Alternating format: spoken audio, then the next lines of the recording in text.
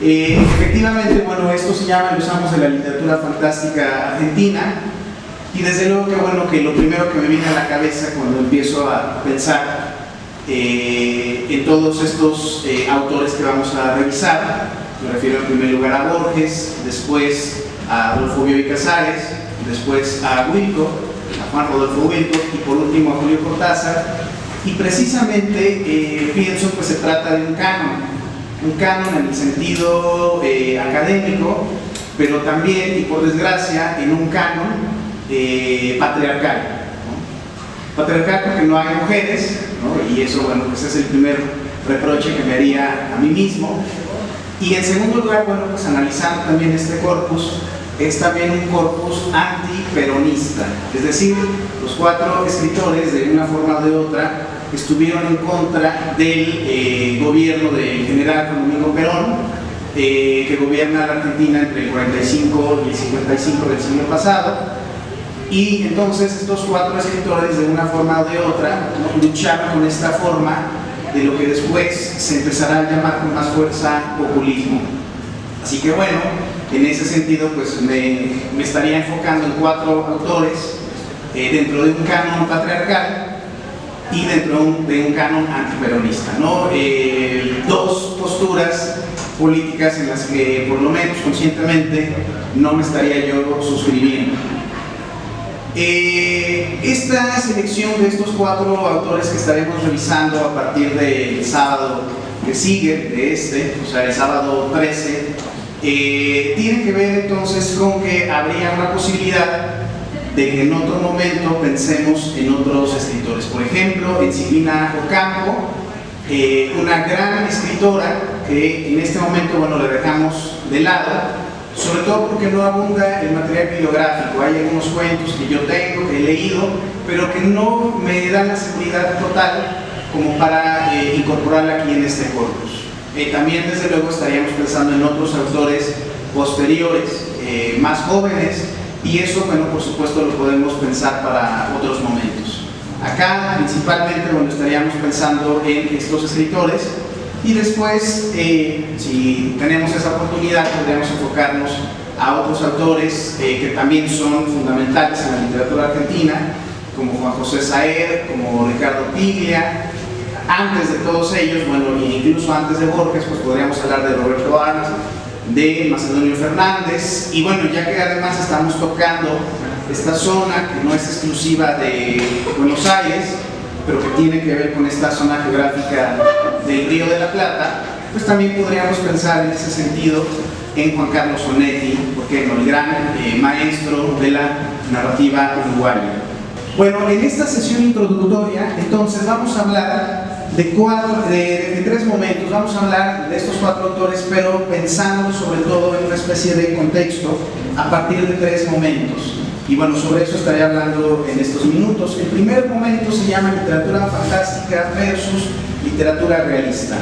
El segundo se llama tradición y ruptura en el Río de la Plata. Y por último, el punto que se llama lo fantástico y su función social. Estas serían, digamos, algunas de las directrices que habría que tomar en cuenta dentro de esta sesión introductoria, pero también dentro del taller que estaremos trabajando los sábados y del que ya les estaré hablando con más detalle después. Bueno, el primer punto entonces, literatura fantástica versus literatura realista. Esto de alguna manera, bueno, tendría que ver con ciertos asuntos que también tienen que ver con el caso mexicano. Me refiero sobre todo a una literatura mexicana que, como la argentina, pero también como la colombiana, la peruana, la uruguaya, la chilena, etcétera, se encuentran de alguna manera en una postura definida por cierto canon, el canon occidental, podríamos decir.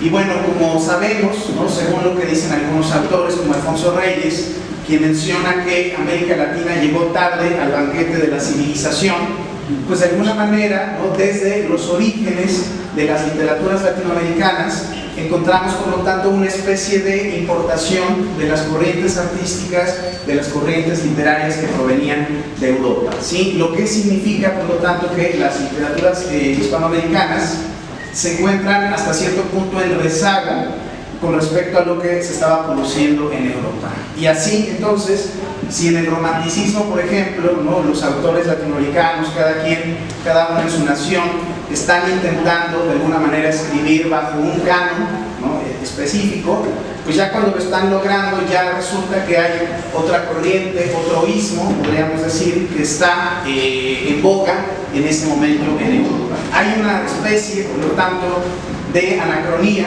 con respecto a lo que está pasando en América Latina y en Europa, ¿no? Los latinoamericanos entonces se encuentran hasta cierto punto desfasados por los problemas estéticos que ya se estaban cuestionando, se estaban explorando en Europa. De tal manera que entonces, cuando las naciones en el siglo XIX empiezan a independizarse, empiezan a buscar su propio camino en la literatura, pues de alguna manera también hay un intento de fijar ciertos nacionalismos con respecto a la postura contra los europeos. Estamos hablando que en el siglo XIX pues abundan varias corrientes artísticas, todavía hay una especie de neoclasicismo trasnochado, el romanticismo también, bueno, está en boga, pero sobre todo si pensamos ya en las últimas décadas del siglo XIX, el realismo, por lo tanto, es de alguna manera la estética imperante. Esto significa, por lo tanto, que el realismo es una corriente artística que busca representar la realidad. Básicamente lo que se busca es la mímesis, o sea, la imitación de la vida humana, de la vida cotidiana. Y entonces, de esa manera, va encontrando un punto para representar esa realidad y la tratan de adaptar también a sus naciones. De tal manera que entonces encontramos una especie de nacionalismo en cada uno de estos países y que de alguna manera está conduciendo a la literatura a una especie de estancamiento. Esto significa, por lo tanto, que en los terrenos estéticos nos encontramos con algunas pinturas tradicionales en Europa, canónicas, podríamos decir, porque están siguiendo un proyecto muy específico, y ese sería el caso, por ejemplo, de las pinturas de Millet. Va a representar esa realidad y que aquí además, bueno, podríamos observar en esta y en la siguiente obra, ¿sí?, en esta de las espigadoras y también en la otra, ¿sí?, en este Angelus, pues bueno, vemos ciertos motivos más enfocados a la vida rural. Esto entonces también hablaría ya de una vieja oposición en la literatura que tiene que ver con lo civilizado frente a lo salvaje, ¿sí? También podríamos hablar entonces de una especie de idealización del campo que algunos autores del realismo están de alguna manera promoviendo. Esto a su vez va a reproducirse en el caso latinoamericano, ¿sí? Eso también se podrá encontrar en los pintores y en los escritores de Latinoamérica que están intentando fijar la realidad, y ese intento de fijar la realidad, por lo tanto, pues es ante todo una especie de imitación de los estilos de Europa y una imitación de esa realidad que desde luego hasta cierto punto resulta artificial. Así entonces tendríamos en cuenta algunas posturas que son antitéticas, que son contradictorias entre sí. Por un lado tenemos entonces lo rural, ¿no?, frente al urbano, y lo rural a finales del siglo XIX y principios del siglo XX es de alguna manera lo imperante. A su vez también tendríamos a dos de los grandes escritores argentinos del siglo XIX que de alguna manera van a marcar las posturas para muchas décadas después. En el caso de José Hernández tenemos entonces que se trata del autor de Martín Fierro, el poema de la poesía gauchesca por excelencia, y del otro lado tenemos a Domingo Faustino Sarmiento, quien fue gobernante de la Nación Argentina y que su máxima obra se llama Facundo. Son dos proyectos totalmente contrarios. En el primer caso tenemos entonces un poema que está idealizando la vida del campo. La gente de la ciudad ha de alguna manera pasado por encima de los gauchos, ha pasado por encima de los campesinos, y entonces el caso específico del personaje Martín Fierro pues tiene que ver con que se trata en cierto sentido de una víctima de un sistema que lo acorrala y que finalmente lo obliga a irse a vivir con los indios, ¿no? Los indios que desde luego están totalmente exentos de la vida cultural argentina y que desde luego también tiene que ver con un grupo racial en retirada, ¿no? Porque como vemos, a diferencia del caso mexicano, que se produce un mestizaje, en el caso de la cultura argentina hay una extinción por parte del Estado de los indios. Entonces el indio es el otro, podríamos decir, y Martín Fierro se va a vivir a la tierra de indios, ¿no? Donde no impera ninguna ley, donde la civilización, por supuesto, no ha llegado. Por otro lado, Sarmiento escribe Facundo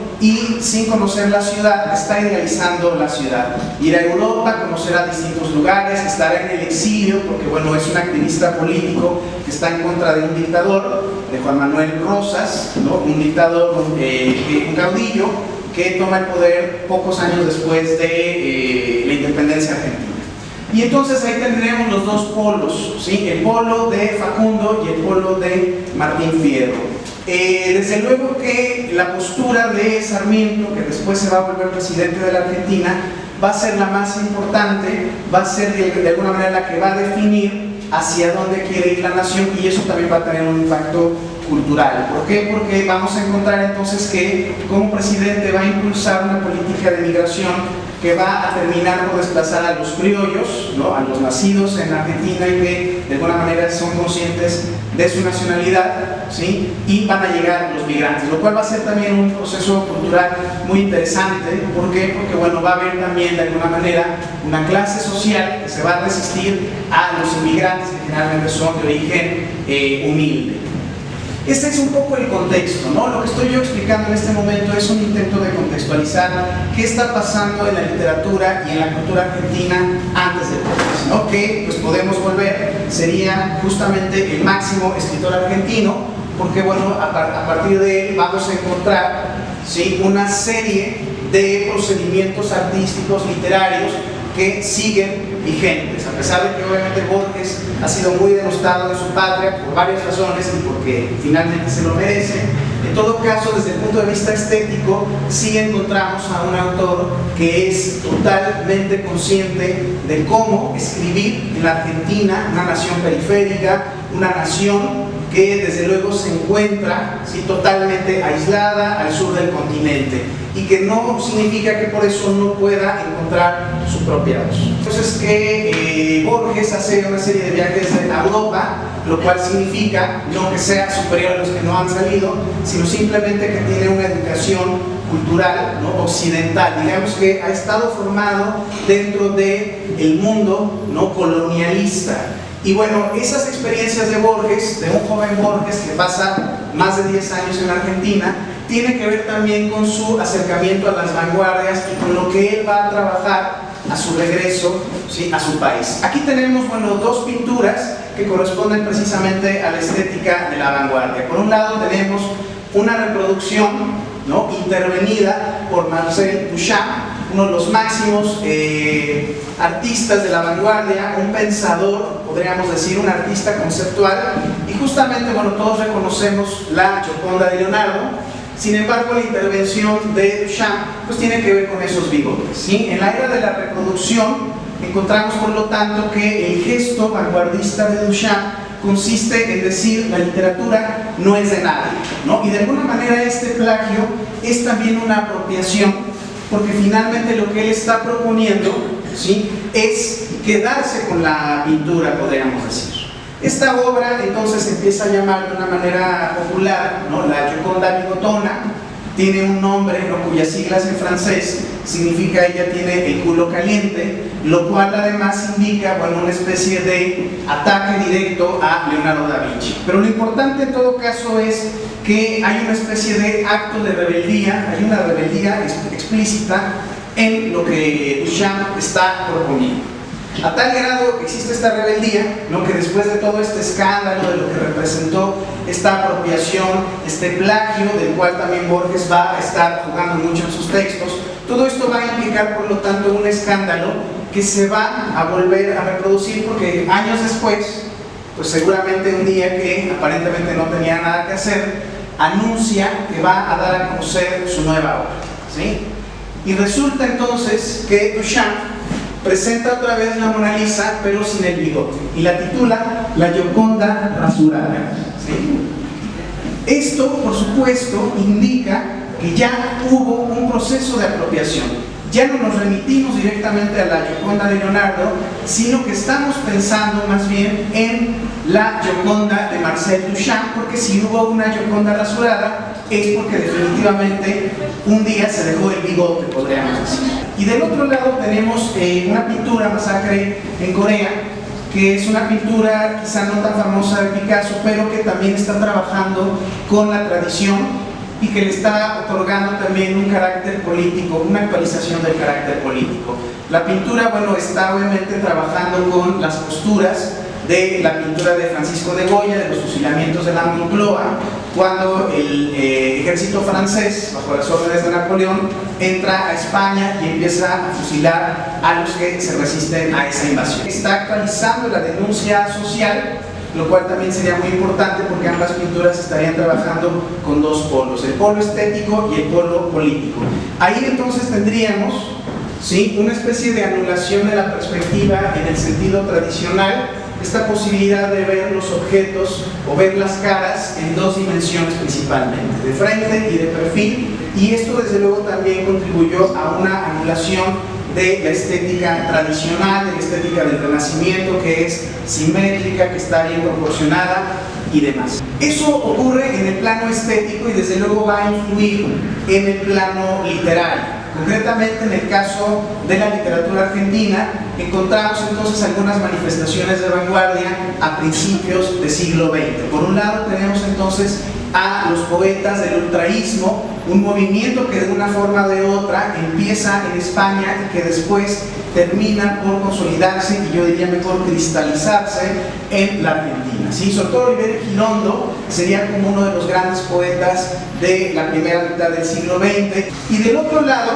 una línea que por supuesto es más importante para Borges, es entonces un tipo de literatura que habla de sí misma, una literatura narcisista, podríamos decir, pero también una literatura que desmitifica los temas nacionales. La época de vanguardia de Borges, ¿sí?, muy pronto va a empezar a ser cuestionada por él mismo y va a renunciar a cualquier movimiento de vanguardia, sin que eso signifique que se esté alejando de una postura cosmopolita. Borges está haciendo literatura que obviamente tiene un sello argentino, pero siempre buscando que la tradición argentina se inscriba en la tradición europea. Y bueno, aquí es muy importante destacar, por ejemplo, algunos autores de la vanguardia en Latinoamérica, concretamente en esta zona del Río de la Plata.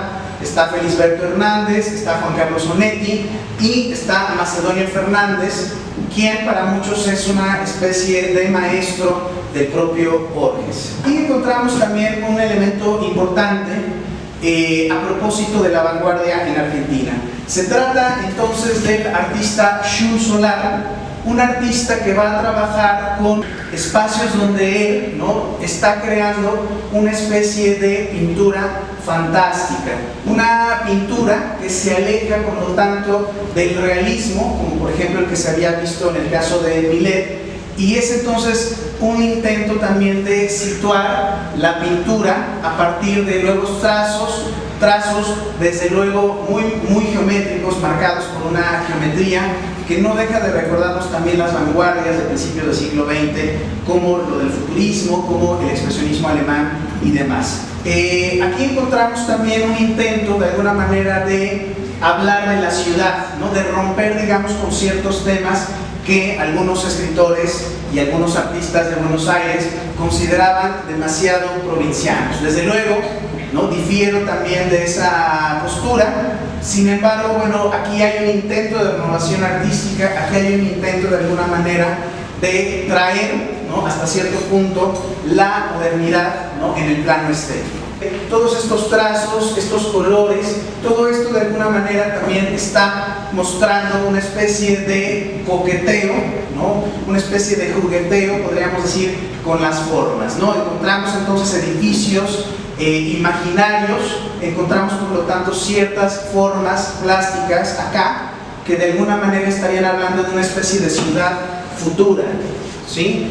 Beatriz Arlo, una de las grandes ensayistas y estudiosos de la literatura argentina, menciona en un libro dedicado a Borges que Jules Solar repite 3 motivos, ¿sí? 3 motivos se repiten en la pintura de Jules: seres fantásticos, arquitecturas y banderas, ¿sí? Banderas que por un lado también estarían hablando de cierto nacionalismo, pero también una especie de cierto cosmopolitismo en Buenos Aires y en el resto del país. Pensar en la literatura argentina en relación con su tradición, ¿sí? Con sus escritores, con sus motivos literarios, con sus procedimientos, y por el otro lado también se encuentra esa posibilidad de romper con lo que ya está. Incluso en términos psicoanalíticos podríamos hablar de una especie de parricidio, ¿no? Una generación joven reniega de sus padres, reivindica a los abuelos, podríamos decir, y a partir de eso entonces está respetando ciertos elementos de la tradición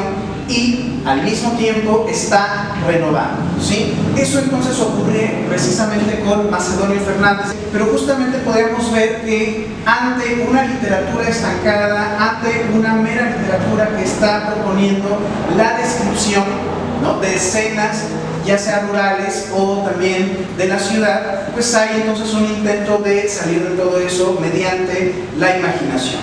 Por lo tanto, la literatura fantástica se convierte en un género subversivo. Si de por sí la literatura fantástica tiene poco mérito, podríamos decir, para muchos, sobre todo para los que hacen estudios muy serios, ¿no?, los que se dedican más a un tipo de literatura realista, pues la literatura fantástica, igual que el género policial, igual que la ciencia ficción, están muy cercanos a los medios de comunicación. Entonces, obviamente que hay una especie de rechazo de ciertas élites culturales que desprecian lo que viene de los medios de comunicación, ¿sí? Sin embargo, ¿sí?, la literatura fantástica es cultivada por autores que son muy cultos, podríamos decir, que tienen una formación intelectual impresionante, como es el caso de Macedonio Fernández y de Jorge Luis Borges. De Borges ya sabemos, bueno, pues se trata de un autor que habla varios idiomas, que se dice que la primera versión del Quijote que leyó fue en lengua inglesa, que su abuela, su madre, le contaban muchísimos relatos de otras culturas, que él hereda la biblioteca del padre, y que todo eso, más el viaje a Europa, obviamente es un autor eurocéntrico, o sea, un autor que está pensando en función de lo que está pasando en Europa, un autor colonialista, podríamos decir en ese sentido.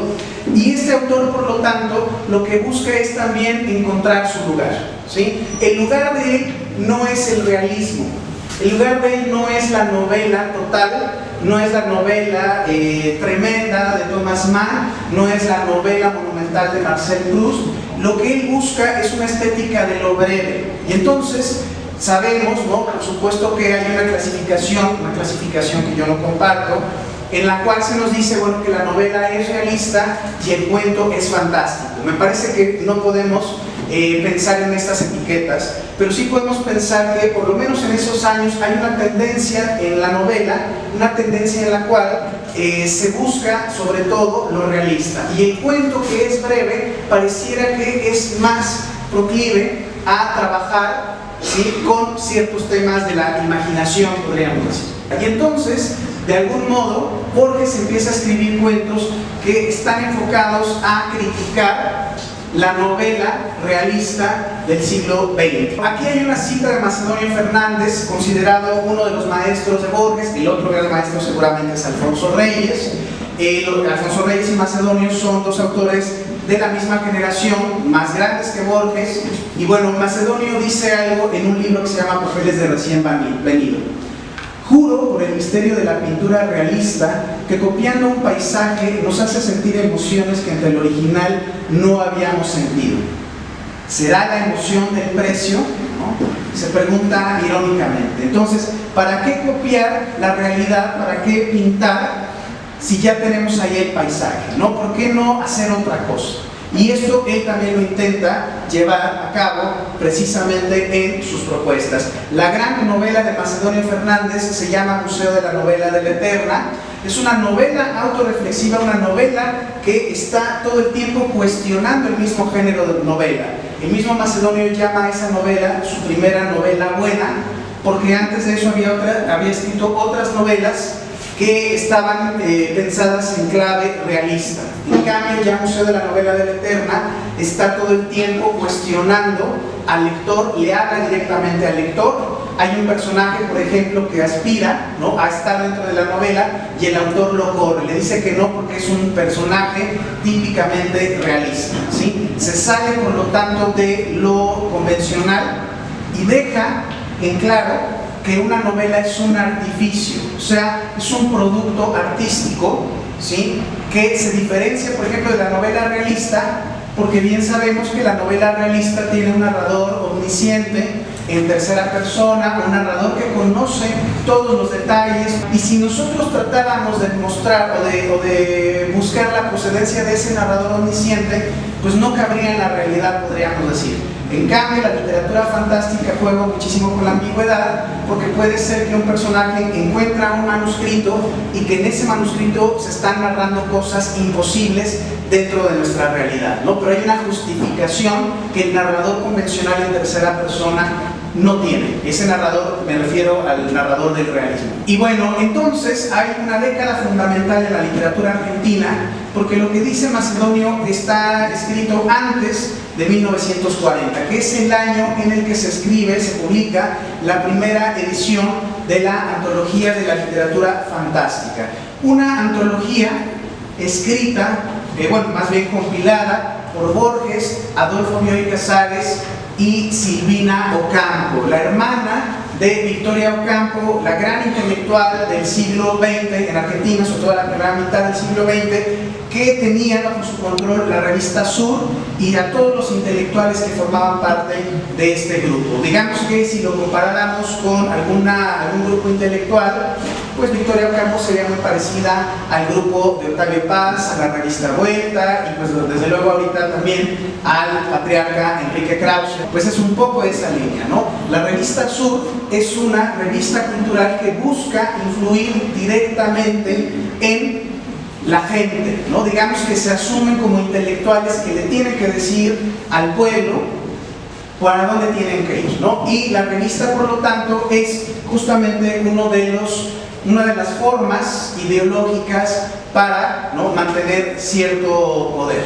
Ellos, a todos los de la revista Sur, a Borges, a Victoria Ocampo, a Adolfo Bioy Casares, hasta Cortázar, que todavía estaba muy chavo, pero le toca de rebote, les toca padecer el gobierno dictatorial de Perón, ¿no? Y desde luego que, bueno, hay también una serie de asuntos por los cuales ellos odian a Perón, pero bueno, se trata de un gobernante populista, ¿no? El sentido de populista, desde luego que es casi, ¿no?, como algo asociado con Satanás en este momento, pero que finalmente se puede entender como una especie de mejor reparto de la riqueza, que no se quede nada más en las élites, y obviamente pues eso nunca va a gustar. En ese sentido, entonces, Borges, Bioy y Silvina Ocampo se proponen, ¿sí?, hacer una antología en la cual ellos, por lo tanto, estén trabajando con una estética que no sea la del realismo, y empiezan a publicar a diversos autores de una tradición principalmente europea, pero también son autores que provienen de las literaturas orientales, como la japonesa, por ejemplo. Retoman también relatos de la India, retoman relatos de China y demás. Y la primera edición de esta antología de la literatura fantástica está marcando de antemano el intento, ¿sí?, de situar la propia literatura de ellos tres. Borges es el más grande. Borges nace en 1899, Bioy nace en 1914, Silvina es un poco más grande que Adolfo Bioy Casares, me parece más o menos por ahí de 1908, 1909, y bueno, pues también podríamos ver, ¿no?, en esta, por ejemplo, Silvina aparece en segundo lugar, ¿sí?, pero en general, por ejemplo, acá la tenemos, está en tercer lugar, ¿no? Es como el tercer crédito en ese sentido, y es en realidad una cuentista fenomenal, es una cuentista excelente. La literatura fantástica se propone romper con la estética del realismo, como estábamos diciendo. Esta va dirigida, por lo tanto, a los lectores empíricos y, ante todo, si ya no se busca representar la realidad, que además es una realidad bastante aburrida, podríamos decir, ¿sí?, y si ya tenemos la realidad, pues ¿para qué leer literatura realista si con la realidad ¿no?, que nos agobia, nos basta, ¿sí? Y entonces la literatura fantástica de alguna manera está, por lo tanto trabajando con otras formas de ver la misma realidad, lo cual es también de alguna manera muy interesante, porque la literatura fantástica no es evasiva, la literatura fantástica no se evade de la realidad, al contrario, busca de alguna manera aterrizar la realidad, pero bajo diversos procedimientos que son mucho más ricos e interesantes que el realismo tradicional. Podríamos poner el caso de Carta a una señorita en París de Cortázar, ¿no?, del libro Bestiario, y podemos ver entonces la historia de un personaje, de un narrador que le está contando a una destinataria lo que le ocurre, ¿no? De momento él empieza a contar, empieza a vomitar conejitos. No hay ninguna explicación, podríamos decir, simplemente sucede, y esto se lleva a cabo, digamos, durante una buena parte del cuento. Esto implica, por lo tanto, que habría un reproche de parte de ciertos escritores tradicionalistas, de parte de la academia, de parte de alguna manera, ciertos intelectuales nacionalistas, porque eso no pasa en la realidad. Bueno, hasta ahorita a mí no me ha pasado, no descarto que en algún momento pueda ocurrir, pero en todo caso, podríamos decir, hasta ahora no hay una comprobación de eso. Lo mismo podemos pensar para hablar del caso mexicano, del cuento La Fiesta Brava de Pacheco, de La culpa es de los tlaxcaltecas de Elena Garro, cuentos que están circunscritos de una forma evidente en el contexto social, ¿sí? La Fiesta Brava, pues, es un cuento definitivo del principio del placer, un cuento que ya está dentro del canon, está en numerosas antologías. Bianco tiene una novela breve que se llama Sombras suele vestir, que está escrita también bajo cierta influencia de Henry James. Y bueno, está también otro cuento de Cortázar, no me acuerdo cuál es. Pues Casa Tomada seguramente, ¿no? Casa Tomada, uno de los grandes cuentos. Y hay una obra de teatro de Elena Garro que se llama Un hogar sólido. Es una obra de teatro estupenda, es una obra de teatro brillante que debería de ponerse más veces en escena, y que, bueno, está también de alguna manera construyendo una estética de lo fantástico desde otro país marginal como es precisamente México.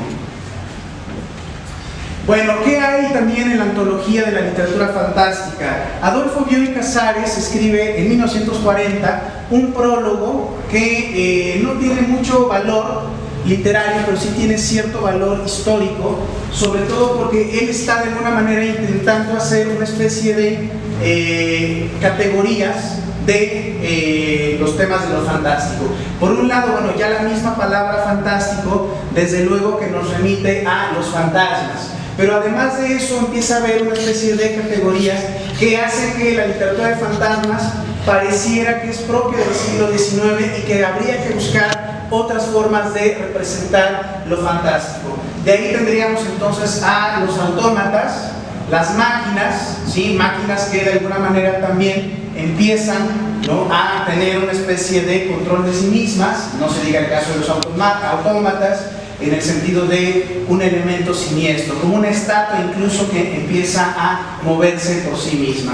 Los viajes en el tiempo y todas las rupturas que pueda haber entre tiempo y espacio, pues desde luego que empiezan a ser visibles en este tipo de escritores, empezando desde luego por Borges, siguiendo con Garro, con Pacheco, con Cortázar y demás. El tema de la metamorfosis desde luego que está presente ya desde Ovidio en la antigüedad latina, pero desde luego que hay una actualización muy importante. No es gratuito que también Kafka sea de alguna manera un autor que tiene una poética de lo breve, ¿no? Sobre todo, bueno, esos cuentos que conocemos, ese relato de la metamorfosis, y todo esto de alguna manera va a tener una actualización en la literatura fantástica del siglo XX. El tema del doble, que desde luego sigue siendo fascinante, y desde luego también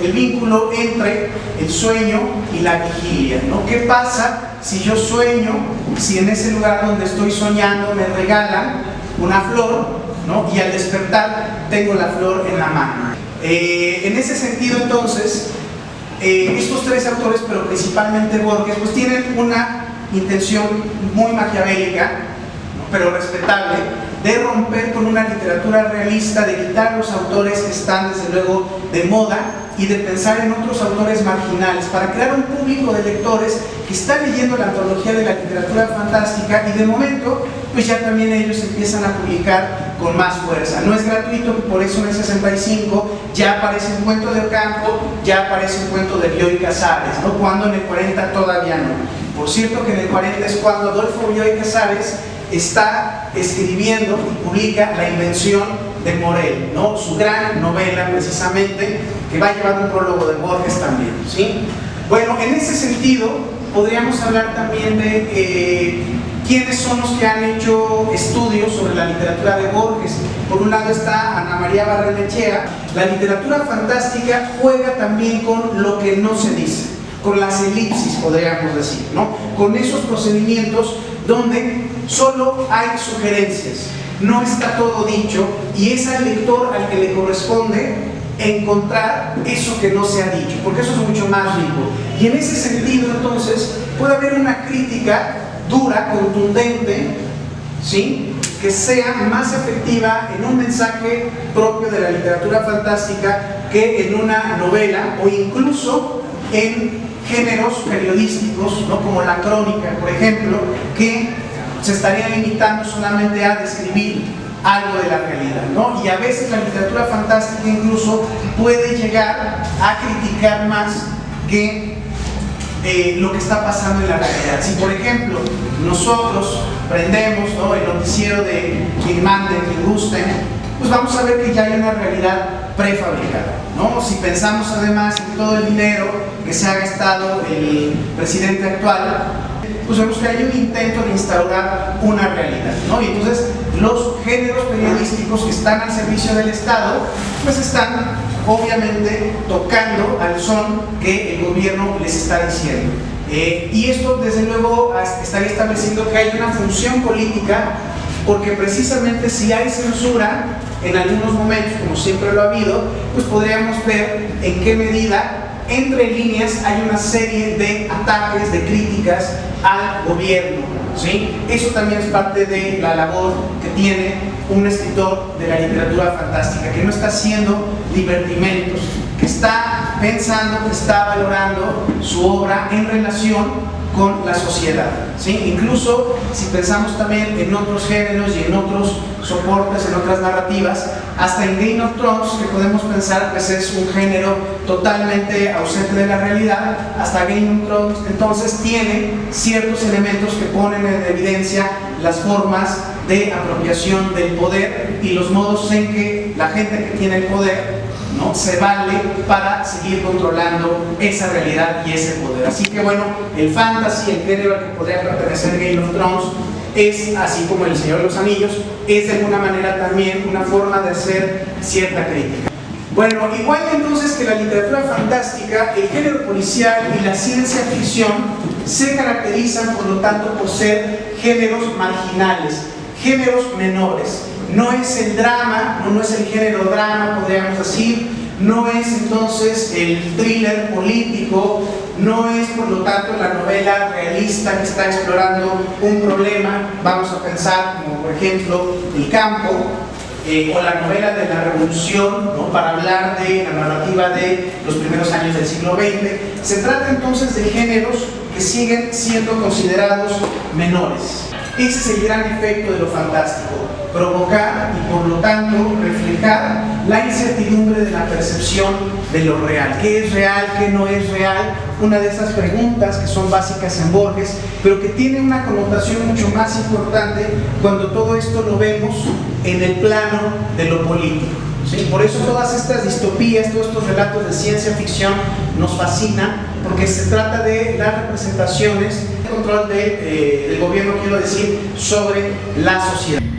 Y bueno, en ese sentido, hay otras literaturas, ¿no? Hay otras series que a lo mejor podemos pensar, ¿no?, pues son también muy importantes, son también muy efectivas, pero que parecen para adolescentes, parecen ahí para gente que no está trabajando, ¿no?, etcétera, etcétera, que no aporta. Y no, resulta que entonces todos estos géneros se cuelan, ¿no?, y entran de manera subrepticia por la literatura. Vamos a ver entonces a 4 autores. Borges, el amo de los laberintos, ¿sí? El amo de todo lo que representa una tradición grecolatina, pero también una tradición popular. Borges está en medio de los dos linajes, diría Biglia: el linaje cosmopolita, el linaje erudito, y también el linaje de los cuchilleros, de los orilleros, o sea, los que viven en las afueras de Buenos Aires, a donde realmente ya, ¿no?, está llegando de alguna manera, ¿no?, el campo, o al revés, el campo que está siendo de alguna manera asimilado a la ciudad. A esos orilleros es a los que me refiero. Adolfo Bioy Casares, el amo de los artefactos. Y bueno, al hablar de artefactos me refiero sobre todo a la invención de Morel, ¿sí? Con Wilcock tenemos al amo de lo siniestro, ¿no? Con Wilcock tenemos, por lo tanto, a un autor desconcertante en muchos sentidos. Y bueno, en el programa tenemos Los Donguis, un cuento que desde luego también, como pasa con Borges, deja en una especie de suspenso al lector. ¿En qué sentido suspenso? Porque quedamos atónitos ante lo que estamos leyendo. El caos, el cuento que le da título también a todo su libro, es un cuento fundamental, y otros más que están por ahí, ¿sí? Julio Cortázar, El amo del último juego, pues sería precisamente la posibilidad de explorar a un escritor que le encanta estar ante los medios de comunicación, pero que al mismo tiempo está rebasado ya ante una cultura que ya no es la suya, podríamos decir, ¿sí? Por eso lo titulé así, El amo del último juego. Estos van a ser entonces los 4 autores a partir del programa, bueno, que ya hemos estado ahí enviando. Y también, bueno, hay que tomar en cuenta que habrá un producto, no se trata no solamente de que yo venga y hable, ¿sí?, sino que, bueno, pensemos también en un producto, en este caso un ensayo,